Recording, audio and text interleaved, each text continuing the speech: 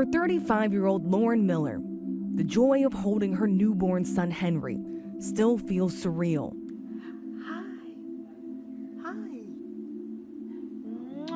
The journey to get here was filled with both pain and loss. Lauren first found out she was pregnant with twins in July 2022. So at first, when we first found out that it was twins, I was shocked, but then ecstatic. She kept a journal throughout the pregnancy. Here it is at the very beginning. I hope, especially with the fall of Roe v. Wade, that this pregnancy is as uncomplicated and normal as my pregnancy with Logan was not. It took a very different turn. At 12 weeks, she learned that one of her unborn twins, which the doctors had named Baby B, would likely not survive. For Baby B, they were also seeing these 2 large fluid masses in his brain. I mean, it was just heartbreaking. The baby had trisomy 18, a condition with a very high likelihood of miscarriage or stillbirth and low survival rates beyond the first year of life. Did it feel like your world turned upside down overnight? It did. I'm just thinking through, what it's going to be growing up, and people are going to refer to the Miller twins. There are no Miller twins. It's just the one now. Lauren had to make an excruciating decision. For the best odds of survival for one twin, she would have to abort the other. There was just no decision. He'd had no future. And for his twin, I risked losing that one. So that was devastating too. Think about that sometimes when I'm holding my newborn son. Because of the laws in the state, he could have not made it. That's not even touching on then the risk to myself. In a post-Roe world with Texas's restrictive abortion ban, Lauren says it was impossible to get the care she needed in her own hometown. At 15 weeks, she flew to Colorado to have an abortion. And I remember I was visibly pregnant and just going through the security lines, like, could they pull us aside and ask why we're going? You just don't know. There's just this sense of fear that is so pervasive, and it shouldn't be. Texas law bans abortion with few exceptions, leaving women like Lauren in impossible situations. Though Texas does have an exception for medical emergencies, the details are ambiguous. Now she is part of a group of women suing the state of Texas, saying they were denied necessary and potentially life-saving obstetrical care because medical professionals throughout the state fear liability under Texas's abortion bans. The lawsuit was originally filed in March. 8 more women joined today. In March, a spokesperson for Texas Attorney General Ken Paxton said in a statement that Paxton will continue to defend and enforce the laws duly enacted by the Texas legislature.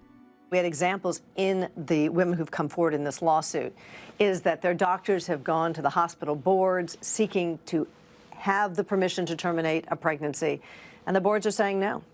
And so they have to go back to their patients and say, there's nothing that we can do. The suit is the first to be filed by women impacted by statewide abortion bans since the Supreme Court overturned Roe v. Wade last year.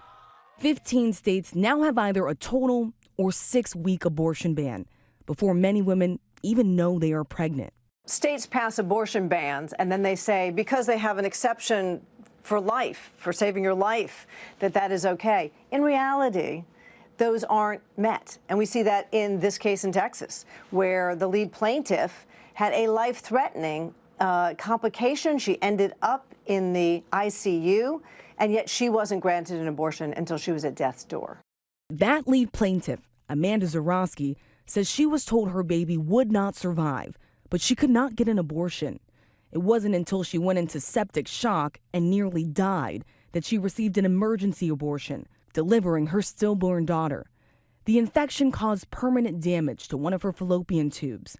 She testified before Congress last month. I wasn't permitted to have an abortion, and the trauma and the PTSD and the depression that I have dealt with in the 8 months since this happened to me is paralyzing.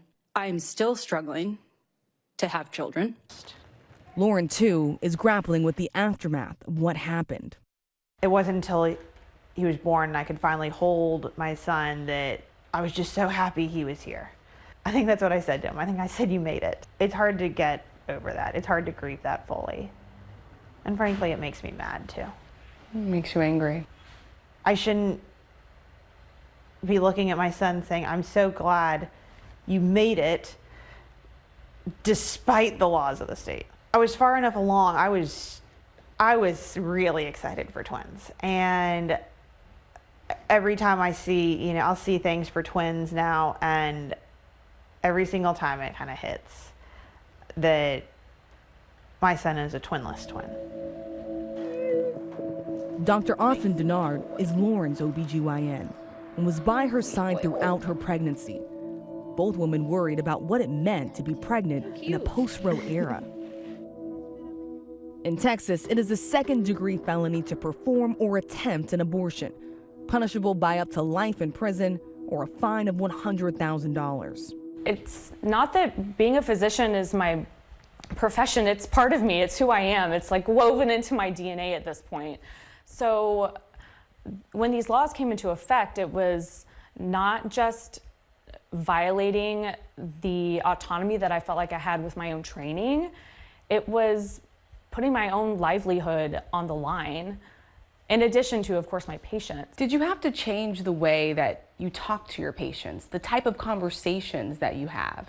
I've had to change the way that I speak to my patients about abortion. It's even hard to say the word because you feel like you're going to get in trouble just by saying the word abortion. Dr. Denard understands exactly what her patients are going through post-Roe. She's been there herself. Did you ever think as an OBGYN that you would be sitting down to tell this story as both a doctor and a patient?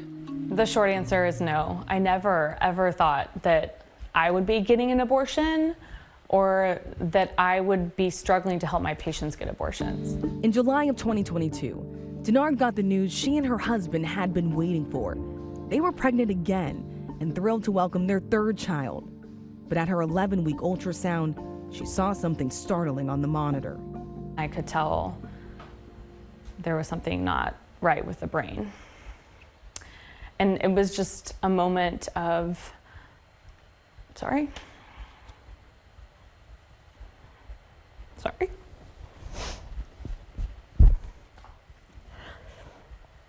Just realizing that this was not going to end up being a sibling for my children.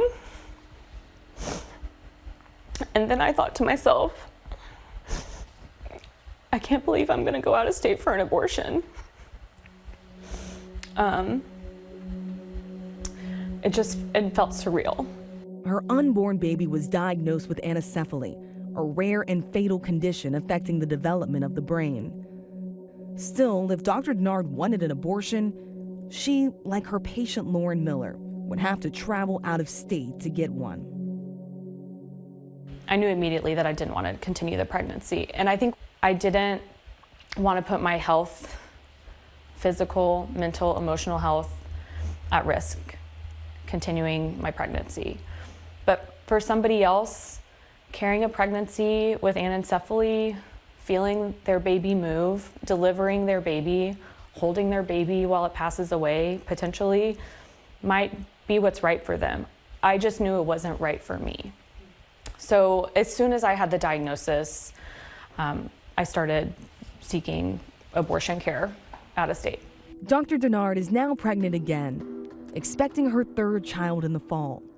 Both she and Lauren hope this lawsuit could save lives. So for patients in this situation, I hope they are able to access the abortion care that they need.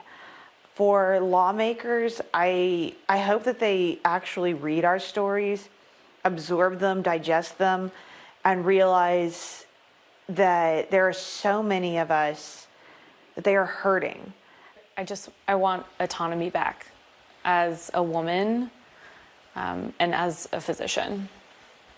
Do you feel like sitting down and doing this interview is even a risk? Absolutely. Even surrounded by people that I love and care about and know, it's still scary. And you still believe it's worth it? I do. I do.